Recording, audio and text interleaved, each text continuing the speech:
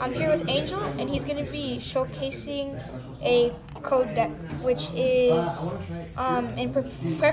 prepared for the new cyberstorm access that is coming up tomorrow for the peak tournament, sneak peek tournament. So let's get started with the main deck. Hey, I'm Angel. I brought Code Talkers. What I like about them is that not only is it a relatively cheap deck to play, but also is managed to standing up against top tier decks, mainly because of the cards that it's able to play, and it's able to go around some hand traps. Most prominent Ash and Emperor. Even if they use both of them in a turn, you can still continue to play. So like you can still play through hand traps, even if like what would be board breakers for other decks, you could still play through for your deck. Yeah. There's two weaknesses to this deck that are very dangerous, which is the Nibiru if I don't summon the Ibli before my 5th summon, or the Forbidden Droplet, because I cannot respond to it. Okay. For the main deck, I play the 3 Market Glitters. This card is a no-brainer, you need to play 3 of them. They just add so much consistency, and once the new Firewall support comes out, it's just gonna be crazy, as you're gonna have 2 ways to search monsters and spells with this card. Then another search of the Search 2 Searchers, the Lady Diva. The same. Would you say that this is pretty standard? Yeah, for Cyber Sex, it's pretty common to have as much search power as you can. If some people might recall to how Pepe worked, is that they were searchers that searcher, even more searchers. So this is what this deck specializes in, recycling resources very well. Then one of the most disgusting cards in this game format right now is the Ibli. The fact that this deck can abuse it is what amuses me a lot, because it prevents decks from Kashira to play if you manage to summon them, because they cannot tribute it, and it really enables a lot of Sky Striker plays too, because they need to have the main monster summon clear. So it's really a really good stall card. Who did you run up playing today in your locals? I went up against your deck, which was the Traptrix. I went actually against 2 Traptrix players, and I went up against a Blackwing player, which was actually terrifying because no matter how many interruptions I had, they actually managed to play through a lot of the traps I set up. So what would you say this deck's worst matchup is? Worst matchup? Actually, Kashira is a really bad one due to the Arise Heart. If they just summon the Arise Heart and you don't Nibiru them or anything, it's really hard to play, since they actually depend a lot on the graveyard. So Kashira is really a nasty one for this one. But it's basically any banished deck if you're not prepared for it. Then you actually run the Math Mech package. It's really too good because of the fact that Sense is cost, so it cannot be ashed. So you already have an automatic body on field. And with this deck, it's better to have bodies on field because you go through your hands so fast. You want to have fuel on the field rather than on your hand. So this was fine, you never bricked with having the Math Mech package? Yeah, actually when I added the Math Mech package, I realized I was breaking even less and less, because the cards that I had before were just one-ups, and they weren't really that good because they did interrupt my games a lot. So the Math Mech package is really working out, especially with these 2. Because even if I draw them, I'm still able to use them as their own. With the Sigma be able to summon itself without having any monsters in the extra monster zone, and in addition just giving my monster an extra attack boost to summon itself. So you said if you were to build this deck, that Math Mech package would be not necessary, but it would help the deck a lot to flow? Yeah, better? it's one of those situations which the package is way too good not to play. And then Paralytic Seed. In this version, I only run 2, since I'm able to search it out super easily with Sonic Codec, with the X code, or with the Format Skipper, since it is a level 5 or higher cybers.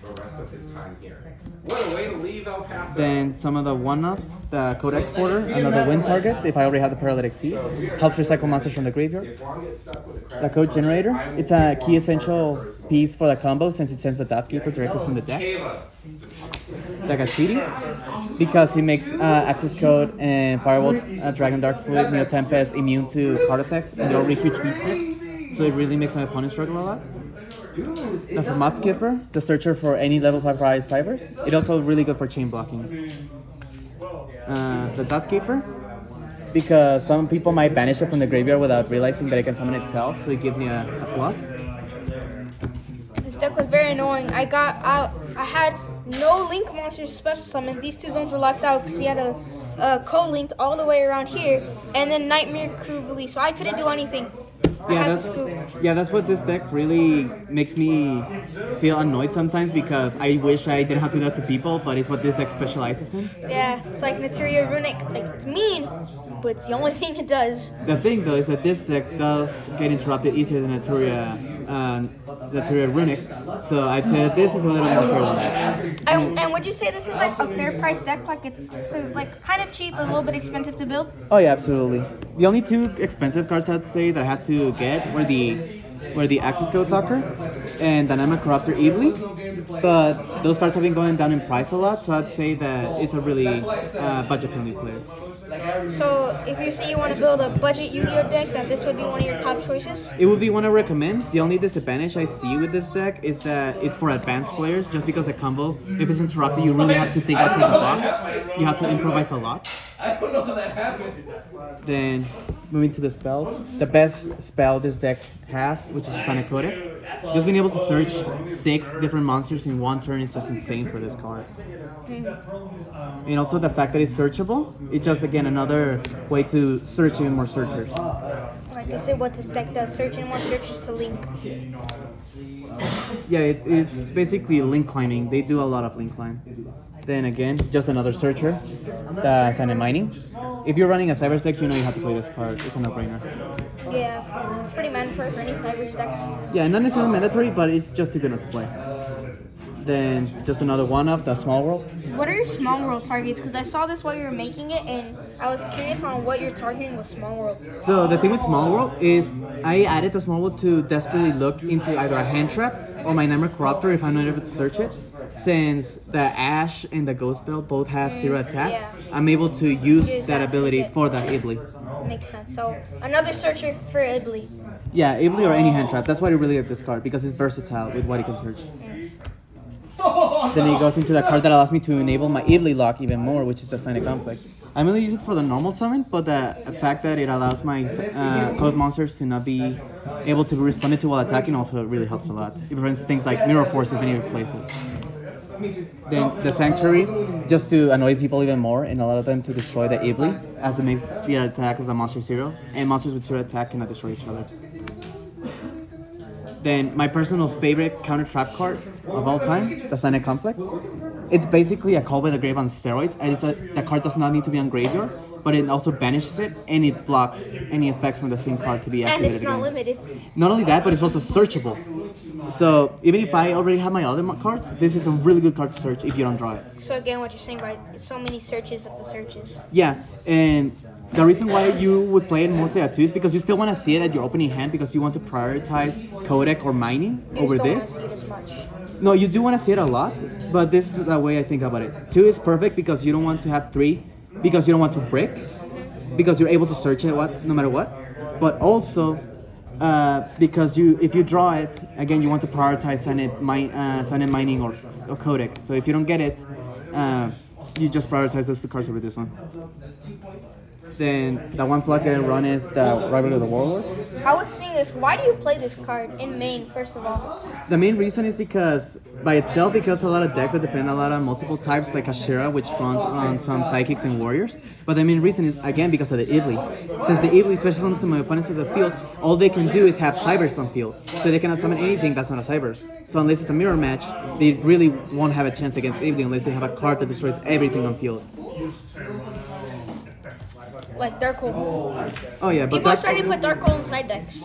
Yeah, Darkhold, I'd say it's a really good card to get rid of Ibly. I would even play myself to get rid of the Raw Disciple and stuff like that. Then for the hand traps I run the 3 Ash, the 2 Bell, and the 3 Imperms. Again, just typical hand traps you want to get. Ghost Bell, I chose Ghost Bell over any other hand trap because you want the Ibly to resolve, and Bestials are just annoying to deal against the Ibly. It's like kind of branded Despia with Pistols. Yeah, Bestials are countering my Ibly, so I got a card that counters don't counter. That's it for the main deck. For the extra deck, it's a lot of one-off cards, but of course, you know the main boy. Access Code Talker, Your big boss monster. of course. If you play a Cybers deck, there's no way If you play any sort of link deck, there's no way you don't have this card. It's way too good not to play. As not only does it become a beater, just because your opponents feel so easily. A personal favorite card of mine that came out recently is a Terahertz. I like the idea of the Dark Fluid and being able to attack multiple times in just one turn. The problem being that nobody runs a deck that just runs Rituals, Fusions, Synchronic Seas. So this is a huge step up as it works with attributes rather than just the type of monsters. So it becomes a really huge beater too. Then the Update Jammer. I actually did not use this card. I actually did not use this card at all during this tournament because I was able to OTK my opponents with the Firewall, and that already can attack twice. So, in mind putting this in, what made you want to put that in? Mainly to go in for the access code OTK if they get rid of the Firewall, but I mostly use it to trigger people because they will focus on negating it if they don't see me link summoning with it, so they'll kind of get rid of it. It's a bait link, basically. Yeah, because it negates everything on the battle phase, so it really makes people want to get rid of it, so they're able to activate their cards, like evenly matched and such. Makes sense.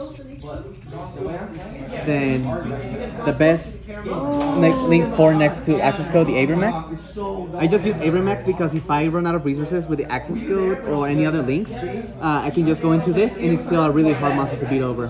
Yeah, glad I didn't have to go against that. Oh yeah. This is a weird one I play. I play the Secure Garna. This is mainly to go with a Tri-Gate Wizard, because if I don't get that conflict, what I do is that I go into the Tri-Gate Wizard and I co-link it with the Garna to have its up negate. And the Tri-Gate Wizard actually came in handy because it makes my OTK combos much easier, as it doubles the damage the opponent takes with monsters calling to it. So the 5500 attack Firewall becomes a 10,000 attack damage monster potentially. Then the 2-offs, the Splash Mage, because that Revival from Graveyard is just too good. So 2 Splash Mages? I run the 1 Splash Mage just because its extra deck's already tight, but I can recycle it with the Transcode, so I don't see need to run 2. Got it. I run the Talkback Lancer just because it helps me add some of the best monster searchers like the Lady Debug or the Circular with the Codec. Shooting Code, I never try to use the second effect when it comes to battle. I mainly use it to add the water monster, but the effect to draw a card actually comes in handy sometimes, as I have drawn some of my hand traps or the Sign of Conflict out of it. And then the link monster that really makes Ably a 1-card combo, even if it's not a huge board, it's the Bailings. Just being able to search a Salamander Sanctuary with this card is extremely favorable. So it helps your lock Nightmare Jubilee with that card, basically. Yeah, because this actually just becomes the combo if your opponent is running any link monsters.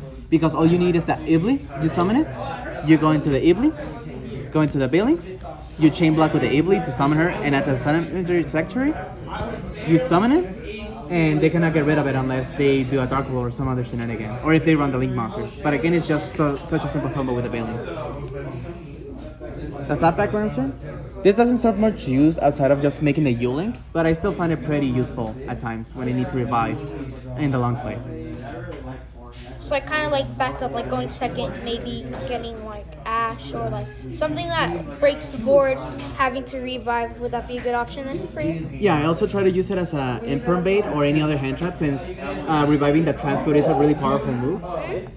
Then one of the best things for this deck, the Code Talker, because even if you cannot search with it with the Signet Codec, you still have an indestructible monster if it points to a monster. So it's just really annoying, a really annoying monster for your opponent to beat over. Oh, dude, me and Driver, we have like a thing where And then the 2 main Code Talkers, the X Code and the Transcode. These two are so good together because you can have the 2 of them just calling like that, and your opponent already has a hard time beating over because they're really high attack beaters, which cannot be targeted thanks to the Transcode, and X Code provides an extra protection for the Transcode.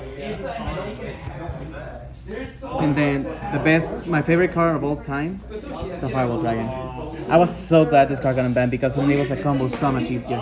And I use a technique with the Kashira players that instead of returning their cards from their field to the hand so they can summon it again, I recycle my own hand traps to go up against them. Would you say that this deck would still be playable even without this card? It would definitely be. It's just the Firewall just makes it so much easier to go around Like full other combo? monsters. Oh yeah. For the side deck, I didn't really have much of a thought on it. I just kind of figured what would be played, so I just went with the simple things like a triple cosmic with a one Harpy's Feather Duster. So why Cosmic for what deck and what deck for Harpies? Harpies was for Triprix players because even if you banish one of their cards to the Cyclone, they still have so many others to go around. So the Harpy that doesn't just destroy all their cards is so much better. And same thing for Cosmic Cyclone? Cosmic Cyclone is for Runic players, since if you banish their field spell, they have nothing to work afterwards. They actually have to set their spells. And again, after you do that, you just activate the Feather Duster, and they are forced to activate their effects. And then, for me, it's double Nibiru. Nibiru inside? Yeah, Nibiru inside. I don't like to run 3 of them because I break too much when it comes to it.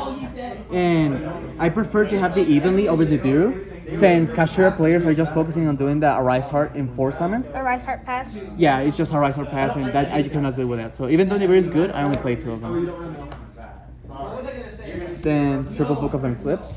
I really love this card in my deck, since it's all pure links. My monsters don't get affected by it at all, but I still disrupt my opponent very Monsters badly. can't be placed down.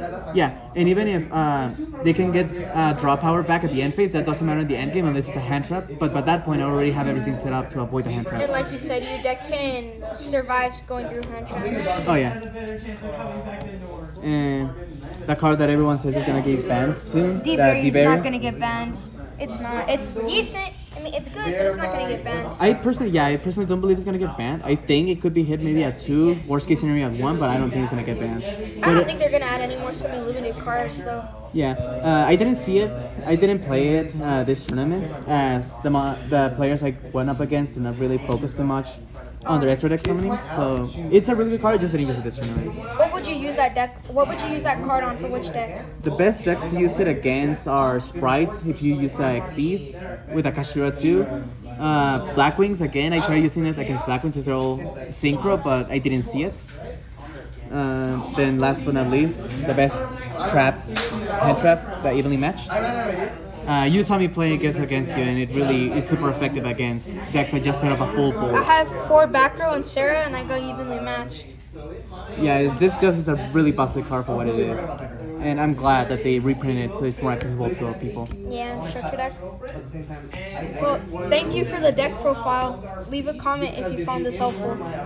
Make sure to check out, if you're in El Paso, go to Sun City Games.